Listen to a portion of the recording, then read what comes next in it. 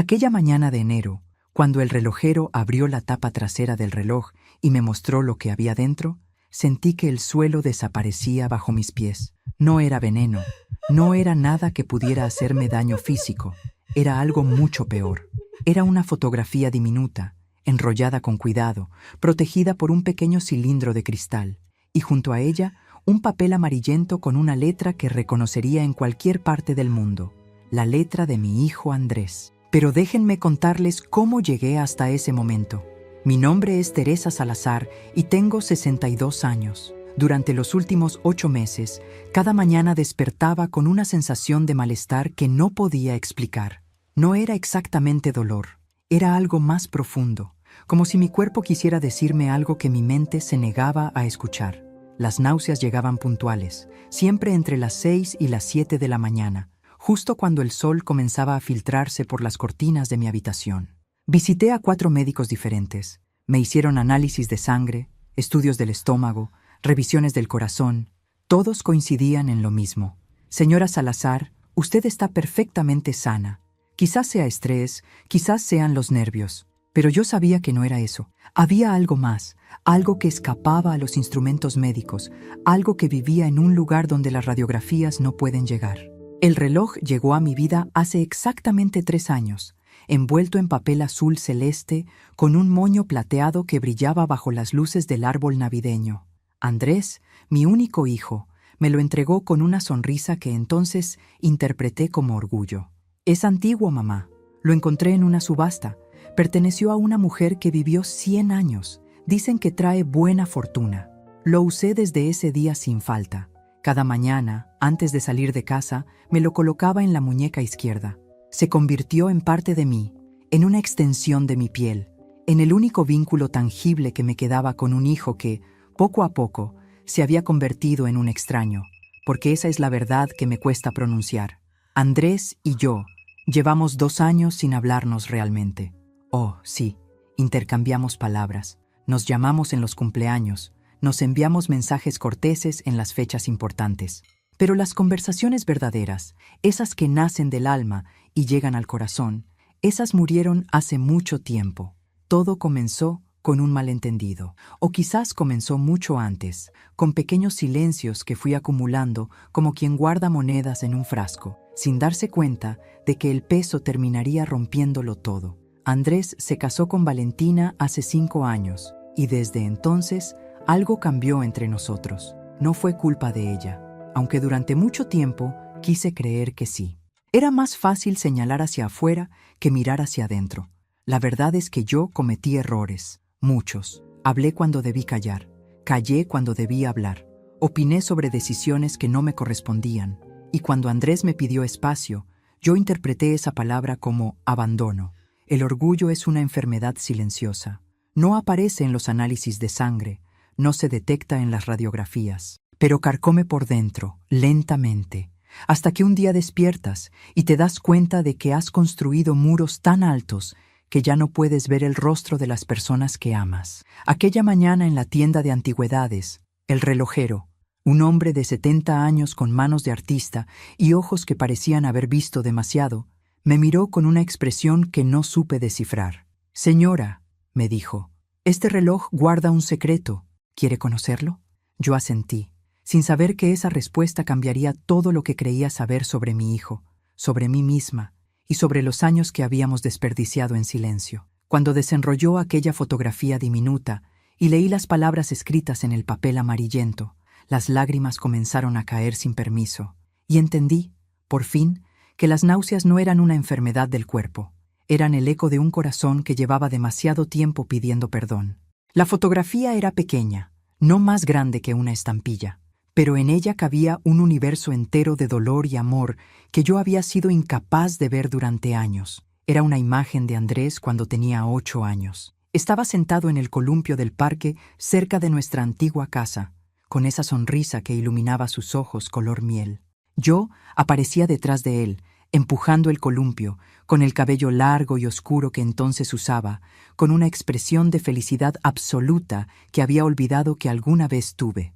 El papel amarillento contenía apenas 2 líneas, escritas con la letra apretada de mi hijo. para que nunca olvides que hubo un tiempo en que éramos felices, y para que sepas que aunque el silencio nos separe, sigo siendo aquel niño que te amaba sin condiciones. Sí, el relojero me observaba en silencio, mientras yo intentaba procesar lo que tenía frente a mis ojos. Las náuseas, aquellas náuseas inexplicables que me habían perseguido durante meses, comenzaron a cobrar sentido. Mi cuerpo había estado respondiendo a algo que mi mente se negaba a aceptar: la culpa. ¿Cómo supo que había algo dentro?, pregunté al anciano con la voz quebrada. Él sonrió con esa sabiduría que solo otorgan los años vividos con los ojos bien abiertos. Los relojes antiguos cuentan historias, señora. Este en particular tiene un mecanismo especial, un compartimento secreto que se usaba hace décadas para guardar mensajes de amor, despedidas, promesas. Quien se lo regaló sabía exactamente lo que hacía. Andrés sabía. Mi hijo había escogido ese reloj específicamente porque contenía un espacio para esconder lo que no podía decirme con palabras. Y yo lo había llevado en mi muñeca durante 3 años, sin saber que cargaba conmigo una carta de amor silenciosa, un puente que él había construido mientras yo seguía empeñada en cavar trincheras. Salí de aquella tienda de antigüedades con el reloj en el bolsillo y el corazón en la garganta. Caminé sin rumbo por calles que conocía de memoria, pero que de pronto me parecían extrañas, como si el descubrimiento hubiera alterado no solo mi percepción de mi hijo, sino del mundo entero. ¿Cómo habíamos llegado hasta aquí? ¿En qué momento el niño que me abrazaba cada noche antes de dormir se convirtió en el hombre que apenas me dirigía la palabra? Recuerdo el día exacto en que todo comenzó a derrumbarse. Fue durante la cena de compromiso de Andrés y Valentina. Yo había preparado un discurso, unas palabras que creía llenas de sabiduría maternal, consejos sobre el matrimonio basados en mis propias experiencias. Lo que no entendí entonces era que mis experiencias no eran las suyas, que mis errores no tenían por qué convertirse en sus miedos. Hablé demasiado aquella noche. Mencioné cosas que debieron quedarse guardadas en el baúl de los recuerdos familiares. Conté anécdotas de la infancia de Andrés que él consideraba privadas. Opiné sobre la carrera de Valentina, sobre sus planes de esperar antes de tener hijos, sobre la casa que habían elegido. Cada palabra mía era una piedra que iba construyendo un muro entre nosotros, y yo estaba tan ocupada hablando que no me di cuenta. Andrés me llamó al día siguiente. Su voz era calmada, pero había en ella un filo que nunca antes había escuchado. «Mamá, necesito que entiendas algo. Te quiero, pero necesito que respetes mis decisiones. Necesito espacio para construir mi propia vida». Espacio. Esa palabra se clavó en mi pecho como una astilla que nunca pude sacar. Para mí, espacio significaba distancia. Distancia significaba abandono. Y abandono significaba que había fracasado como madre. Lo que no entendí entonces, lo que me tomó años comprender, es que el espacio también puede ser un acto de amor. Que a veces los hijos necesitan alejarse no porque dejen de amarnos, sino porque necesitan descubrir quiénes son sin nuestra sombra cubriéndolos. Pero mi orgullo no me permitió verlo así. Respondí al pedido de Andrés con frialdad. Dejé de llamar. Esperé a que él diera el primer paso, convencida de que yo tenía la razón, de que era él quien debía disculparse. Y así pasaron los meses. Y los meses se convirtieron en años. Y el silencio se hizo tan espeso que ya ninguno de los dos sabía cómo romperlo. Hasta que el reloj me mostró la verdad. Mientras yo esperaba una disculpa, mi hijo había estado gritándome su amor en un susurro que yo fui incapaz de escuchar. Aquella noche no pude dormir. Me quedé sentada en el sillón de la sala, ese sillón verde que Andrés odiaba de niño porque decía que parecía un sapo gigante, sosteniendo el reloj entre mis manos como si fuera un objeto sagrado. Y quizás lo era. Quizás ese pequeño mecanismo de engranajes y manecillas contenía más verdad que todas las palabras que nos habíamos negado a decirnos. La casa estaba en silencio, pero no era un silencio tranquilo. Era el silencio de las ausencias, ese que se instala cuando los espacios que antes estaban llenos de risas y conversaciones quedan habitados únicamente por recuerdos. Desde que mi esposo Roberto falleció hace 10 años, había aprendido a convivir con ese silencio. Pero nunca me acostumbré a él. Roberto siempre fue el puente entre Andrés y yo. Él sabía cuándo intervenir, cuándo callar, cuándo un abrazo era más necesario que un consejo. Cuando él partió, dejó un vacío que ninguno de los dos supo cómo llenar. Yo me refugié en la necesidad de controlar, de asegurarme de que mi hijo estuviera bien, de protegerlo de errores que quizás necesitaba cometer para crecer. Y Andrés se refugió en la distancia, construyendo una vida donde mi presencia fuera opcional. Esa noche, mientras las horas avanzaban lentas como gotas de miel, comencé a recordar momentos que había enterrado en algún rincón de mi memoria.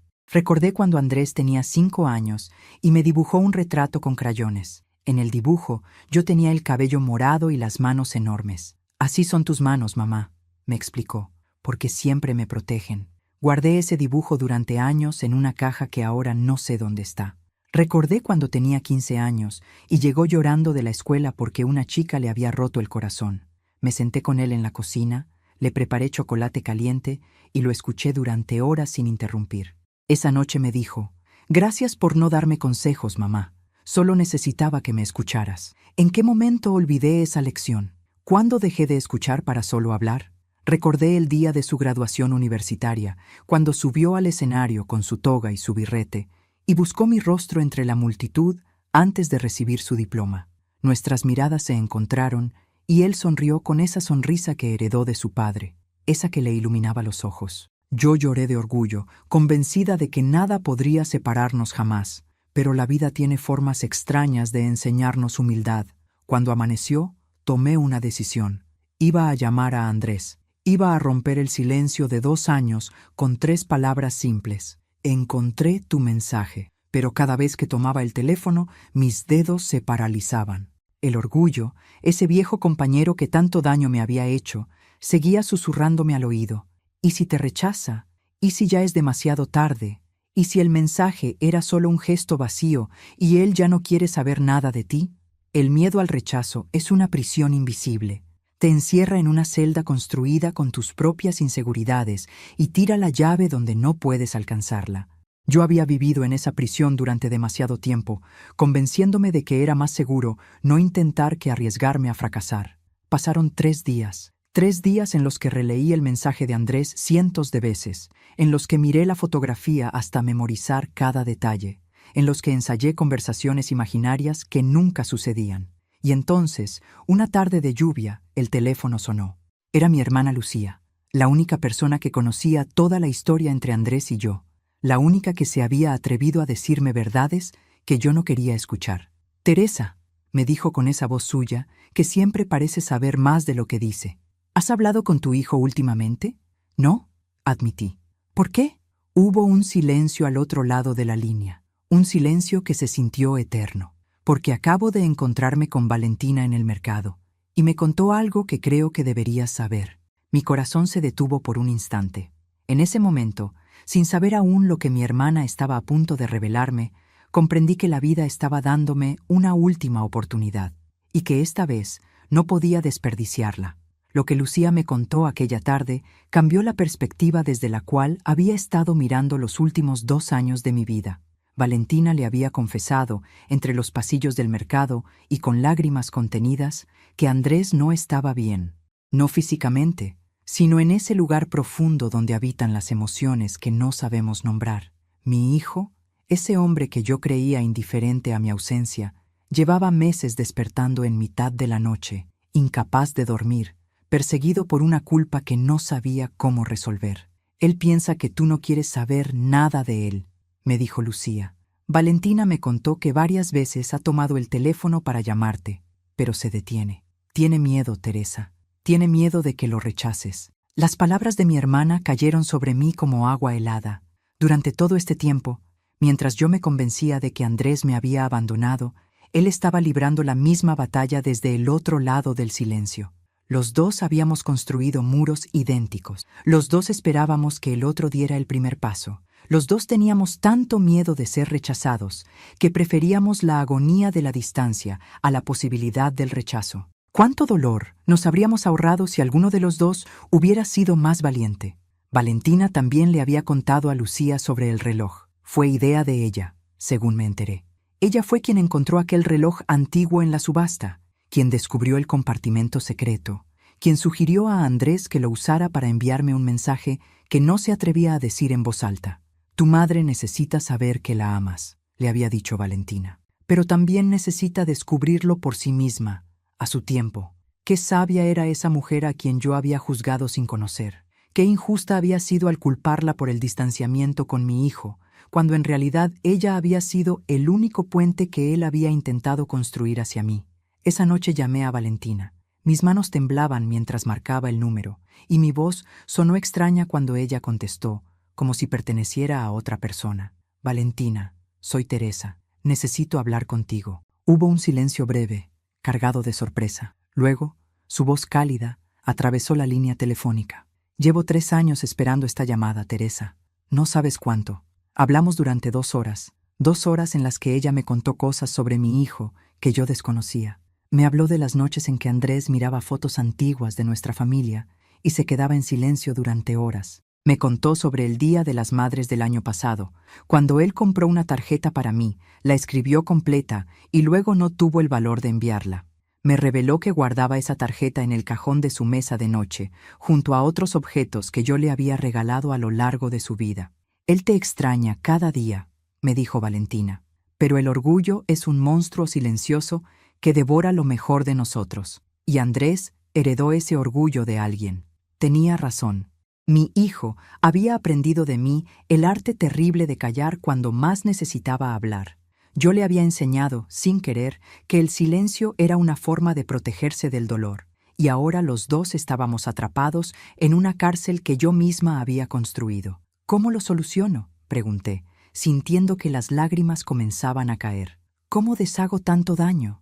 No puedes deshacer el pasado, Teresa, pero puedes construir un presente diferente. Andrés necesita escuchar de tu boca lo que llevas años callando. Necesita saber que lo amas sin condiciones, que respetas sus decisiones, que estás dispuesta a conocerlo como el hombre que es hoy, y no solo como el niño que fue. Antes de colgar, Valentina me dijo algo que se quedó grabado en mi memoria. La familia no es perfecta, Teresa. Está hecha de personas imperfectas que eligen amarse a pesar de sus errores. El amor verdadero no exige perfección, exige presencia. Y ustedes dos llevan demasiado tiempo ausentes el uno del otro. Esa noche tomé una decisión. No iba a llamar a Andrés. Iba a hacer algo que requería más valor. Iba a presentarme en su puerta, con el reloj en la mano, con el corazón expuesto, dispuesta a pedir perdón por primera vez en mi vida. Porque hay palabras que no pueden decirse a través de un teléfono. Hay verdades que necesitan mirarse a los ojos para ser creídas. El viaje hasta la casa de Andrés dura apenas 40 minutos en autobús. 40 minutos que he recorrido mentalmente miles de veces durante estos 2 años, imaginando cómo sería volver a cruzar esa puerta, cómo sería ver su rostro después de tanto tiempo de ausencia. Pero aquella mañana, mientras esperaba en la parada con el reloj guardado en mi bolso, esos 40 minutos se sentían como una eternidad. Había elegido un domingo. Los domingos siempre fueron sagrados en nuestra familia. Cuando Andrés era pequeño, los domingos significaban desayunos largos, paseos por el parque y tardes de películas en el sofá.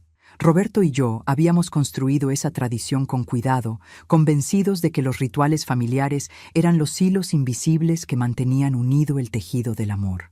Después de que Roberto partió, intenté mantener viva esa tradición, pero poco a poco los domingos fueron perdiendo su magia. Ahora eran solo otro día vacío en una semana de días vacíos. Mientras el autobús avanzaba por calles que conocía de memoria, observé a las personas a mi alrededor. Una madre joven intentaba calmar a su bebé que lloraba. Un anciano leía el periódico con una concentración absoluta. 2 adolescentes reían mirando algo en sus teléfonos. Cada uno de ellos tenía su propia historia, sus propios silencios, sus propias reconciliaciones pendientes. Me pregunté cuántos de ellos también cargaban con el peso de palabras no dichas, de abrazos postergados, de perdones que llegaron demasiado tarde. Bajé del autobús 3 calles antes de la casa de Andrés. Necesitaba caminar. Necesitaba que el aire fresco de la mañana me ayudara a ordenar los pensamientos que se arremolinaban en mi cabeza. ¿Qué le diría cuando abriera la puerta? ¿Cómo empezaría una conversación que llevaba 2 años esperando ser pronunciada? Ensayé mentalmente diferentes formas de comenzar. Andrés, encontré tu mensaje en el reloj. No, demasiado directo. Hijo, vengo a pedirte perdón. Quizás demasiado dramático. Hola, mi amor. Te extrañé. Simple, pero suficiente. La verdad es que no existen palabras perfectas para momentos como este. No hay guiones que seguir. No hay frases mágicas que borren años de silencio. Solo existe la voluntad de intentarlo, el coraje de mostrarse vulnerable, la esperanza de que el amor sea más fuerte que el orgullo. Cuando llegué a su calle, me detuve frente a la casa de un vecino y observé desde lejos. La casa de Andrés y Valentina era pequeña pero acogedora, con un jardín delantero que Valentina cuidaba con devoción. Había macetas con flores de colores, una mecedora de madera en el porche, y junto a la puerta, un tapete que decía «Bienvenidos» en letras azules. Me pregunté si ese «Bienvenidos» también me incluía a mí. Estuve ahí parada durante casi 20 minutos, incapaz de dar los últimos pasos. El miedo me paralizaba.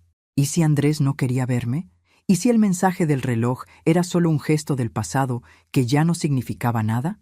¿Y si yo había esperado demasiado tiempo y la ventana de la reconciliación se había cerrado para siempre? Fue entonces cuando la puerta se abrió y Valentina salió al porche. No sé si me vio desde la ventana o si fue simple coincidencia, pero nuestras miradas se encontraron a través de la distancia. Ella no pareció sorprendida. Simplemente sonrió con esa sonrisa suya que transmite calma, y me hizo un gesto con la mano para que me acercara. Caminé hacia ella como quien camina sobre cristales, temiendo que cada paso pudiera romper algo frágil. Cuando llegué al porche, Valentina me abrazó sin decir nada. Un abrazo largo, cálido, sincero. El abrazo de alguien que entiende lo difícil que es pedir perdón. «Está adentro», me susurró al oído. «Lleva toda la mañana nervioso, como si supiera que algo iba a pasar hoy. Ve con él, Teresa. Los dejo solos». Si te está gustando esta hermosa historia, no olvides dejar tu like y comentar qué te está pareciendo. Ahora volvamos a la historia. Entré a la casa con el corazón latiendo tan fuerte que podía escucharlo en mis oídos. El interior olía a café recién hecho y a pan tostado, aromas que me transportaron instantáneamente a las mañanas de mi propia cocina, cuando Andrés era pequeño y el futuro parecía un camino recto y luminoso. Lo encontré en la sala, de espaldas a mí, mirando por la ventana. Había envejecido, no mucho, pero lo suficiente para que yo notara las primeras canas en sus sienes, la forma en que sus hombros cargaban un peso invisible. Ya no era el niño de la fotografía del reloj, pero en su postura, en la forma en que inclinaba la cabeza, seguía siendo mi hijo. «Andrés», dije, y mi voz sonó más pequeña de lo que hubiera querido. Él se dio vuelta lentamente, y cuando sus ojos se encontraron con los míos, vi en ellos exactamente lo mismo que yo sentía: miedo, esperanza, amor y una tristeza profunda que solo nace cuando se ha perdido demasiado tiempo. «Mamá», respondió, y en esa única palabra, en la forma en que la pronunció, supe que todavía quedaba algo que salvar. Nos quedamos mirándonos durante lo que pareció una eternidad. Entre nosotros había apenas unos metros de distancia física, pero emocionalmente existía un abismo de 2 años de silencio, de malentendidos acumulados, de orgullo herido. Ninguno de los dos sabía cómo dar el primer paso para cruzarlo. Fue Andrés quien finalmente rompió el silencio, pero no con palabras. Se llevó la mano al rostro y se secó una lágrima que había comenzado a deslizarse por su mejilla. Ese simple gesto, tan humano, tan vulnerable, derribó todas las defensas que yo había construido durante el camino hasta aquí. Mi hijo estaba llorando. Mi hijo, ese hombre adulto que había aprendido a esconder sus emociones detrás de una máscara de indiferencia, estaba llorando frente a mí. «No sabía si algún día vendrías», dijo con la voz quebrada. «Pensé que me habías olvidado, mamá. Pensé que ya no me querías en tu vida». Sus palabras me golpearon con una fuerza que no esperaba. ¿Cómo era posible que mi hijo pensara eso? ¿Cómo podía creer que yo, su madre, la mujer que lo había llevado en su vientre durante 9 meses, que lo había sostenido en sus primeros pasos, que había velado sus noches de fiebre y celebrado cada uno de sus logros, pudiera olvidarlo? «Andrés», respondí, y mi voz se rompió en 1000 pedazos. «No ha pasado un solo día en estos 2 años en que no haya pensado en ti. No ha habido una sola mañana en que no me haya despertado con tu nombre en los labios. Eres mi hijo. Eres parte de mi corazón. ¿Cómo podría olvidarte?» Él bajó la mirada, como si le costara sostener el peso de mis palabras. «Entonces, ¿por qué no llamaste? ¿Por qué dejaste que pasara tanto tiempo?» Era una pregunta justa, una pregunta que merecía una respuesta honesta, aunque esa honestidad me expusiera en toda mi imperfección. Porque tuve miedo, admití. Miedo de que me rechazaras, miedo de que me dijeras que era demasiado tarde, y porque fui orgullosa, Andrés, terriblemente orgullosa. Me convencí de que eras tú quien debía dar el primer paso, que yo no había hecho nada malo, que simplemente estaba dándote el espacio que me habías pedido. Hice una pausa, buscando las palabras correctas para continuar. Pero me equivoqué. Me equivoqué en tantas cosas. Te critiqué cuando debí apoyarte. Opiné cuando debí escuchar. Me aferré al niño que fuiste en lugar de conocer al hombre en que te estabas convirtiendo. Y cuando me pediste espacio, en lugar de entender que era algo que necesitabas para crecer, lo interpreté como un rechazo personal. Saqué el reloj de mi bolso y lo sostuve frente a mí. Encontré tu mensaje, hijo. Después de 3 años, finalmente encontré tu mensaje. Andrés miró el reloj y algo cambió en su expresión. Vi cómo los recuerdos cruzaban por su rostro. El momento en que eligió ese regalo, las horas que pasó escribiendo aquellas pocas líneas, la esperanza que depositó en ese pequeño compartimento secreto. Pensé que nunca lo encontrarías, confesó. Pensé que quizás lo habías guardado en algún cajón, o que lo habías regalado, o que simplemente no significaba nada para ti. Lo usé cada día desde que me lo diste, respondí.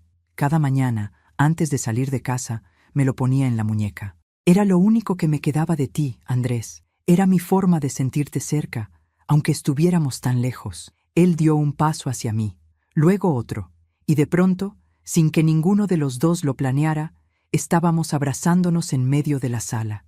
Un abrazo torpe al principio, como de 2 personas que han olvidado cómo encajar sus cuerpos. Pero poco a poco, el abrazo encontró su forma, y nos quedamos así, sostenidos el uno al otro, dejando que las lágrimas hicieran el trabajo que las palabras no podían hacer. «Lo siento, mamá», murmuró Andrés contra mi hombro. «Siento haber sido tan duro contigo. Siento haberte hecho sentir que no te necesitaba. Siento todos estos años de silencio». «No, hijo», respondí, acariciando su cabello como cuando era pequeño. «Soy yo quien debe pedirte perdón. Fui yo quien no supo respetar tus límites. Fui yo quien dejó que el orgullo destruyera lo más valioso que tengo, nuestra relación».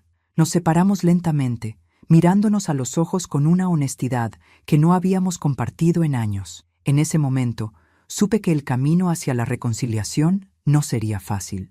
No se pueden borrar 2 años de distancia con un solo abrazo, pero también supe que estábamos dispuestos a intentarlo, y eso era más de lo que teníamos ayer. «¿Te quedas a desayunar?», preguntó Andrés, secándose las lágrimas con el dorso de la mano.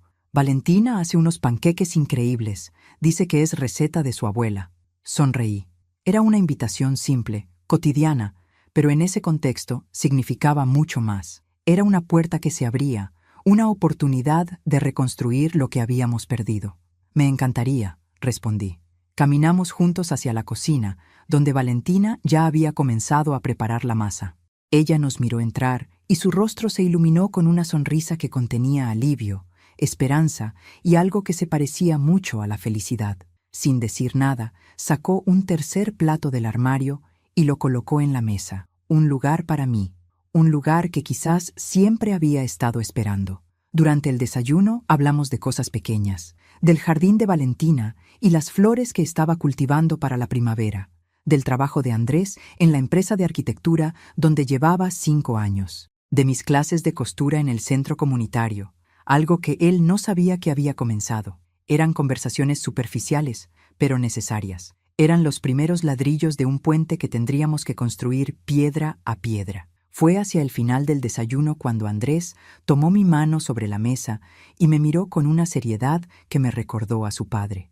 «Mamá, hay algo que necesito contarte, algo importante». Sentí un escalofrío recorrer mi espalda. La forma en que lo dijo, el peso en su voz, me indicó que lo que venía no era una noticia cualquiera. «Valentina y yo hemos estado intentando tener un hijo durante los últimos 3 años», continuó.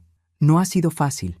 Hubo momentos en que pensamos que no sucedería nunca, pero hace 2 semanas recibimos una noticia». Miré a Valentina, que tenía los ojos brillantes de emoción contenida. Luego volví a mirar a mi hijo.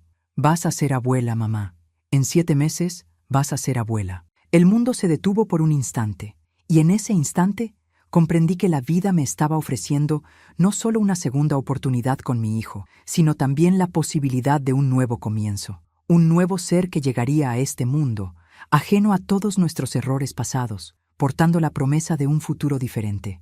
Las lágrimas volvieron a caer, pero esta vez eran lágrimas de una alegría que no sabía que aún era capaz de sentir. Los meses que siguieron a aquella mañana de reconciliación fueron los más luminosos que había vivido en años. Era como si alguien hubiera abierto las cortinas de una habitación que había permanecido a oscuras durante demasiado tiempo, dejando entrar un torrente de luz que iluminaba rincones que yo creía perdidos para siempre.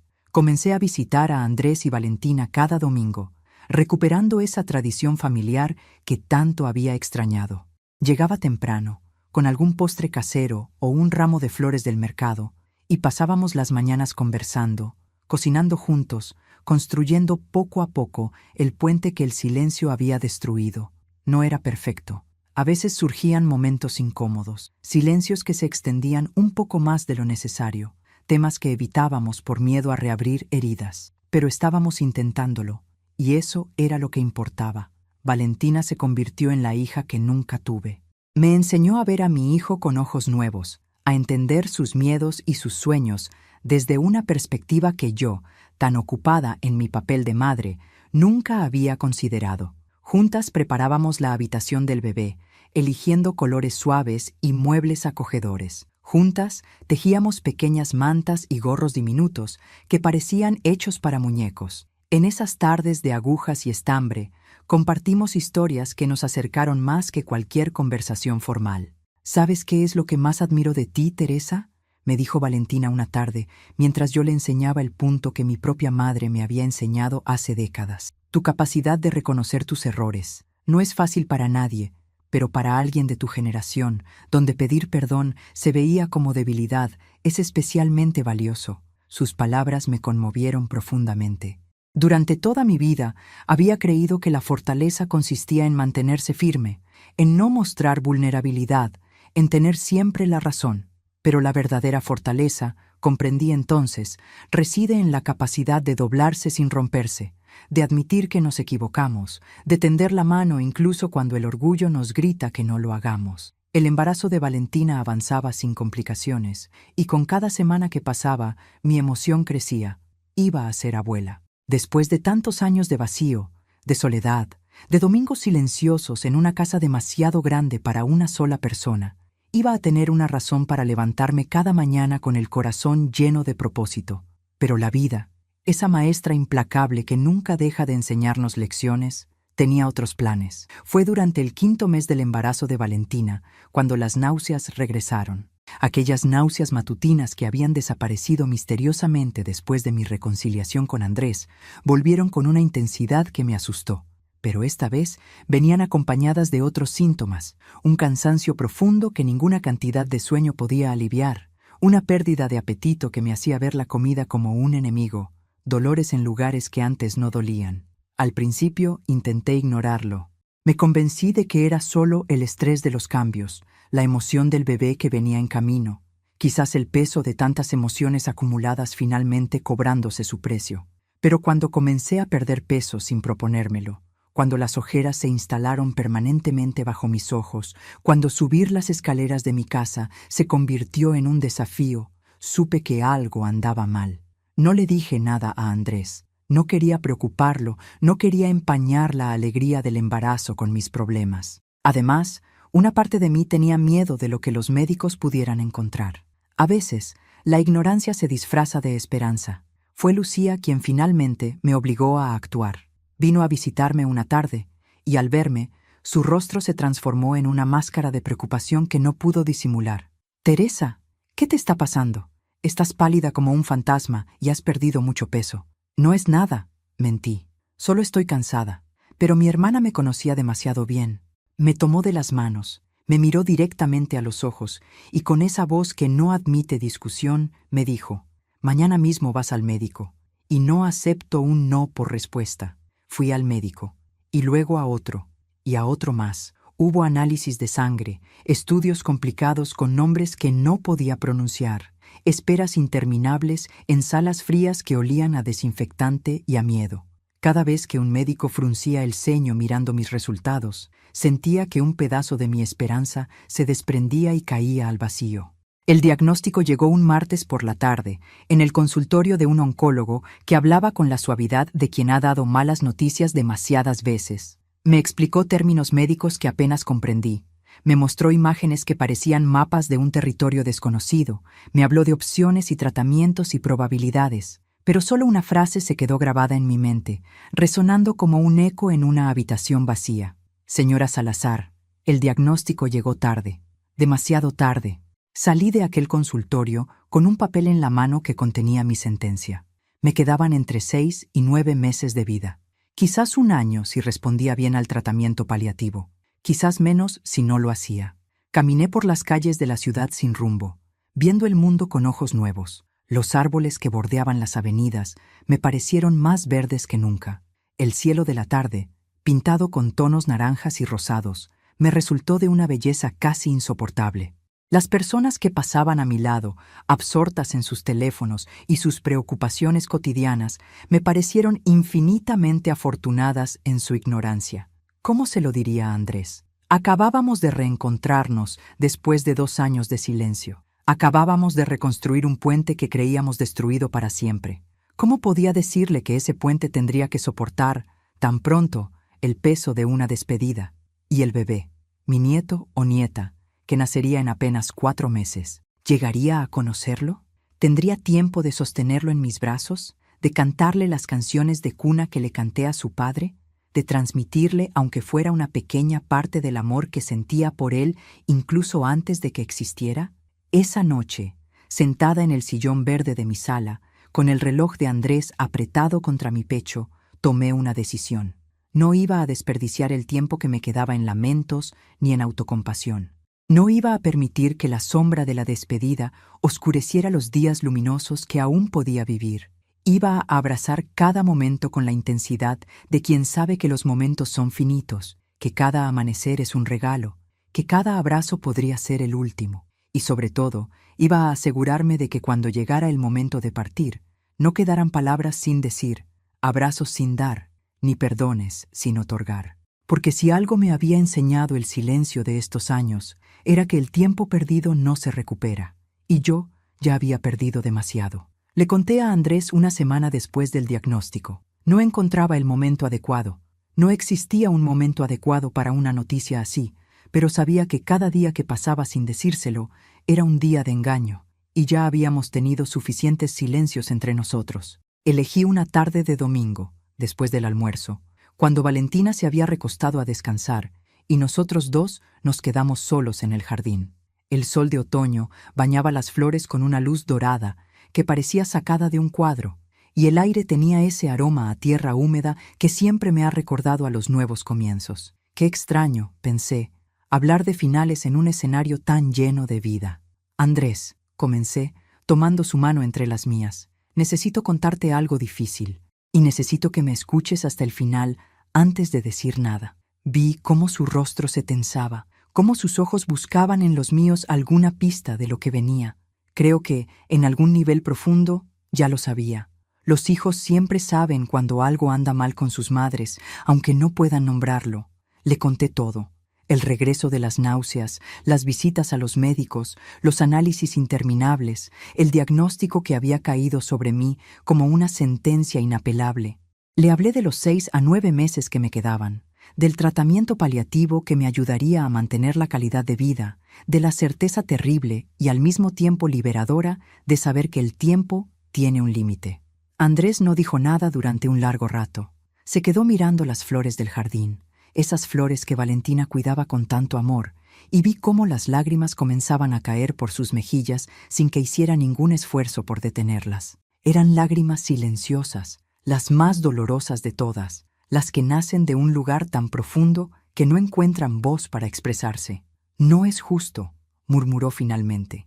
«Acabamos de recuperarnos, acabamos de volver a encontrarnos. No es justo que ahora...»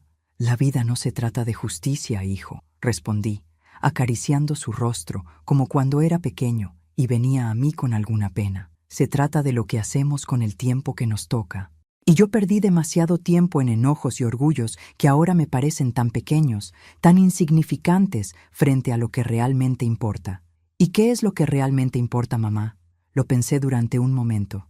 Era una pregunta que llevaba semanas haciéndome a mí misma desde que salí de aquel consultorio con mi sentencia en la mano.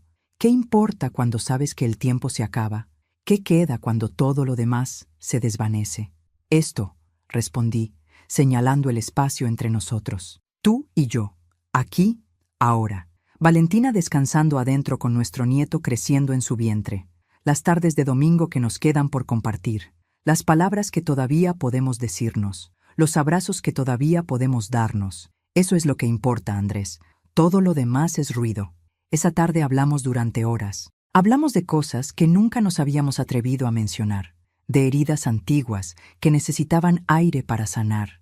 De miedos que habíamos cargado en silencio durante demasiado tiempo. Andrés me contó sobre los años de distanciamiento desde su perspectiva, sobre cómo mi necesidad de control lo había hecho sentir sofocado, sobre cómo cada consejo no solicitado era percibido como una crítica a sus decisiones. Y yo escuché, realmente escuché, sin defenderme, sin justificarme, sin interrumpir. Sé que lo hacías porque me querías, me dijo. Siempre lo supe, pero a veces el amor mal expresado se siente como una jaula, mamá.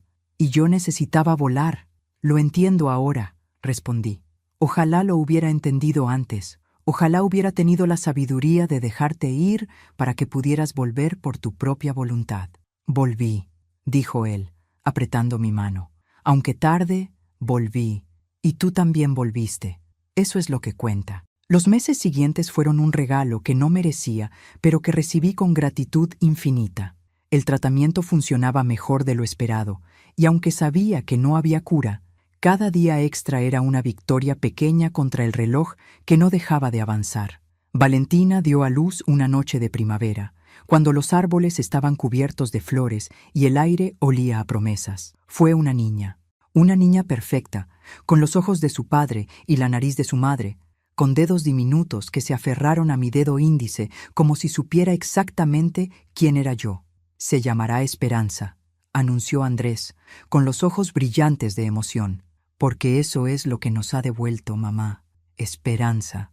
Sostuve a mi nieta en mis brazos y sentí que algo se completaba dentro de mí. Toda la tristeza de los años perdidos, todo el dolor del diagnóstico, todo el miedo al futuro incierto, se disolvió por un instante en la presencia de esa vida nueva, de esa pequeña criatura que acababa de llegar al mundo, sin saber nada de los errores de los adultos, sin cargar con el peso de nuestras historias. Esperanza, susurré, besando su frente suave. ¡Qué nombre tan perfecto! Los días se convirtieron en semanas, y las semanas en meses. Mi salud fluctuaba como las mareas, con días buenos en los que casi podía olvidar que estaba enferma, y días difíciles en los que el cuerpo me recordaba con dureza sus limitaciones. Pero incluso en los días difíciles, encontraba razones para sonreír. Una foto de Esperanza en mi teléfono, una llamada de Andrés preguntando cómo me sentía, una visita de Valentina con flores frescas del jardín.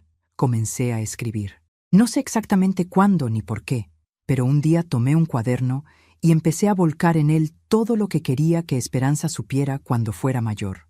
Le escribí sobre su bisabuelo Roberto, sobre cómo se conocieron sus abuelos, sobre las tradiciones familiares que esperaba que ella continuara. Le escribí sobre los errores que cometí y las lecciones que aprendí de ellos. Le escribí sobre el perdón, sobre cómo es más fácil otorgarlo que pedirlo, pero cómo ambos son necesarios para vivir en paz. Querida Esperanza, escribí una noche, cuando el silencio de la casa era tan profundo que podía escuchar los latidos de mi propio corazón. Cuando leas estas palabras, probablemente yo ya no esté, pero quiero que sepas que te amé desde antes de conocerte, que tu llegada le dio sentido a mis últimos días, que cada sonrisa tuya fue un regalo que guardaré en el lugar donde vayan los recuerdos cuando dejamos de existir. Le escribí sobre el reloj, ese reloj antiguo que ahora guardaba no uno, sino 2 mensajes secretos, el original de su padre y uno nuevo que yo había añadido para ella. Le expliqué que algún día, cuando fuera mayor, debería abrirlo y encontrar las palabras que su abuela le dejó escondidas en ese pequeño compartimento. No dejes que el orgullo te separe de las personas que amas, le aconsejé. No esperes a que sea demasiado tarde para decir lo que sientes. No permitas que los malentendidos se conviertan en muros. La vida es demasiado corta y demasiado frágil para desperdiciarla en silencios. Esta mañana, mientras escribo estas últimas páginas, el sol entra por la ventana de mi habitación con esa luz especial que solo tienen los amaneceres de verano. Han pasado 8 meses desde el diagnóstico, más de lo que los médicos predijeron, y aunque sé que el final está cerca, no siento miedo, siento paz. Una paz que no creí posible cuando comenzó todo esto. Andrés vendrá a visitarme esta tarde. Como todos los días, traerá a Esperanza, que ya tiene casi 4 meses, y ha comenzado a reconocer mi rostro, a sonreír cuando me ve. Esa sonrisa desdentada y perfecta, es el mejor regalo que la vida pudo haberme dado. Pienso en todo lo que viví, en los 62 años que estuve en este mundo, y me doy cuenta de que los momentos que más brillan en mi memoria no son los logros ni los reconocimientos, son las tardes de domingo en familia, son los abrazos de mi hijo cuando era pequeño, son las conversaciones con Roberto bajo las estrellas, son las risas compartidas con Lucía, son los últimos meses con Valentina, Andrés y Esperanza, reconstruyendo lo que creíamos perdido. Si pudiera volver atrás, si pudiera hablar con la Teresa de hace 2 años, la que estaba atrapada en su orgullo y su silencio, le diría: suelta, suelta el rencor, suelta la necesidad de tener razón, suelta el miedo al rechazo. Nada de eso importa. Lo único que importa es amar y dejarse amar, con todas las imperfecciones, con todos los errores, con toda la torpeza que eso implica. El reloj sigue en mi muñeca. Ya no funciona perfectamente. Las manecillas a veces se detienen sin razón aparente, como si el tiempo mismo supiera que para mí está llegando a su fin. Pero lo sigo usando cada día, porque me recuerda que incluso en los silencios más largos, incluso en las distancias más dolorosas, el amor encuentra formas de manifestarse, a veces en un mensaje escondido, a veces en un abrazo tardío, a veces en una nieta que lleva el nombre de lo único que nunca debemos perder: esperanza. Cierro este cuaderno sabiendo que mi historia está llegando a su fin, pero también sabiendo que no termina conmigo. Continúa en Andrés, en Valentina, en mi pequeña Esperanza, que algún día leerá estas palabras y sabrá que su abuela la amó con todo lo que tenía. Continúa en cada persona que elija el perdón sobre el rencor, el diálogo sobre el silencio, el amor sobre el orgullo. No sé qué hay después de esto, no sé si hay algo, o si simplemente dejamos de existir como una vela que se apaga. Pero sé que mientras alguien nos recuerde, mientras nuestras palabras sigan resonando en los corazones de quienes amamos, una parte de nosotros permanece. Y eso, de alguna manera, es suficiente. El sol ya está alto en el cielo. Escucho un auto estacionándose afuera. Deben ser ellos, mi hijo, mi nuera, mi nieta, mi familia. Lo que queda de mi corazón latiendo en otros cuerpos, caminando por el mundo cuando yo ya no pueda hacerlo. Me levanto despacio, con el cuerpo cansado pero el espíritu ligero. Camino hacia la puerta, hacia los brazos que me esperan, hacia las sonrisas que iluminan mis últimos días. Y mientras camino, sonrío, porque a pesar de todo, a pesar de los años perdidos y los errores cometidos, a pesar del diagnóstico y el tiempo que se acaba, he aprendido algo que muchos nunca aprenden. El amor no se mide en años, se mide en momentos, y mis últimos momentos están llenos de él. Gracias por acompañarme en esta historia. Si llegaste hasta aquí, te invito a reflexionar. ¿Hay alguien en tu vida con quien necesites reconciliarte? ¿Hay palabras que llevas demasiado tiempo callando? No esperes a que sea demasiado tarde. El momento es ahora, siempre es ahora. Si esta historia tocó tu corazón, te invito a que hagas lo siguiente: suscríbete a este canal y activa la campanita para no perderte ninguna de nuestras historias. Cada semana traemos relatos que inspiran, emocionan y nos invitan a reflexionar sobre lo que realmente importa en la vida. Dale like a este video. Tu like no solo nos apoya, sino que ayuda a que esta historia llegue a más personas que quizás necesitan escucharla hoy. Déjanos un comentario contándonos, ¿qué parte de la historia te emocionó más? ¿Hay alguien en tu vida con quien necesitas reconciliarte? ¿Qué mensaje te llevas de la historia de Teresa? Nos encanta leer sus comentarios y conectar con ustedes. Cada mensaje que nos dejan nos motiva a seguir creando contenido con amor y dedicación. Comparte este video con alguien que necesite escucharlo. A veces, una historia puede ser el empujón que alguien necesita para dar ese primer paso hacia el perdón y la reconciliación. Recuerda, la vida es demasiado corta para guardar rencores. No esperes a que sea demasiado tarde para decir te quiero, te perdono o lo siento. El momento es ahora. Gracias por ser parte de esta comunidad. Gracias por tu tiempo, tu atención y tu corazón abierto. Nos vemos en el próximo video. Aviso legal. Esta es una obra de ficción. Esta historia es 100% ficticia y ha sido creada únicamente con fines de entretenimiento y reflexión. Todos los personajes, nombres, lugares, eventos y situaciones presentados en este video son completamente imaginarios y producto de la creatividad del autor. Cualquier parecido con personas reales, vivas o fallecidas, o con hechos reales, es pura coincidencia y no es intencional.